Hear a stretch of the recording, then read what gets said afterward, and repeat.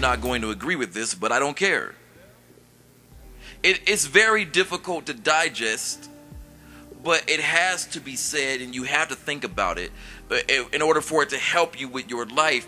Participation is the same as making a commitment.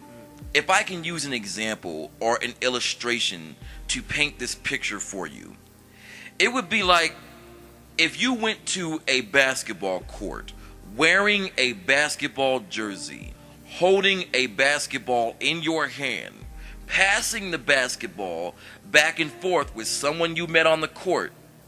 Then when someone asks you, hey man, we're getting ready to play a game, whose team do you want to be on? You get an attitude and say, first of all, who told you that I was here to play basketball? I don't know, maybe the fact that you're on a basketball court wearing a basketball jersey with a basketball in your hand. It sounds funny, right? But every last one of us in here has done that at one point in our lives or another. And some of us are still doing it now. I can wear the jersey, I can go to the basketball court, I can bounce the basketball, and even shoot a couple of hoops, but I have no responsibility or obligation to anything here if I never actually said that I was here to play basketball. This is called line blurring. Let's be honest, we know why we do this. Because it allows us to try stuff out, get our feel of something, and leave freely if we find out we don't like it or if we run into something we think is better. Let me tell you something. Mature people do not do this. Grown adults do not do this.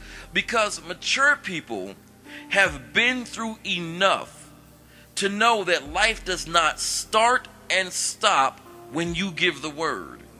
You can't just say, I'm done with that now, so everything about it should just come to a screeching halt. Life does not work that way. Actions have ripple effects. When you participate in anything, when you perform any kind of action, you affect life around it. It's common sense. It's the laws of cause and effects. It's the laws of physics.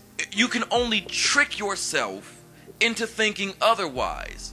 You enter this alternate space in your mind where nothing you do has an effect on anything around you. If you're messing around with 2 or 3 people at once trying to see which one you want to be with, you can't just choose one and say, all right, I'm done with those other 2 people I was talking to, and then expect everything to fall in line accordingly. How arrogant do you have to be to believe this? These other 2 people have feelings for you now.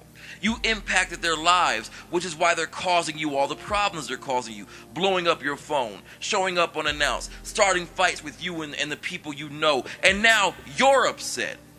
Why? Because life didn't stop when you said stop? That's an emotional temper tantrum. What are you, 5 years old? And we've all done this. And this goes for relationships, business moves, joining groups, joining churches, or whatever the case may be.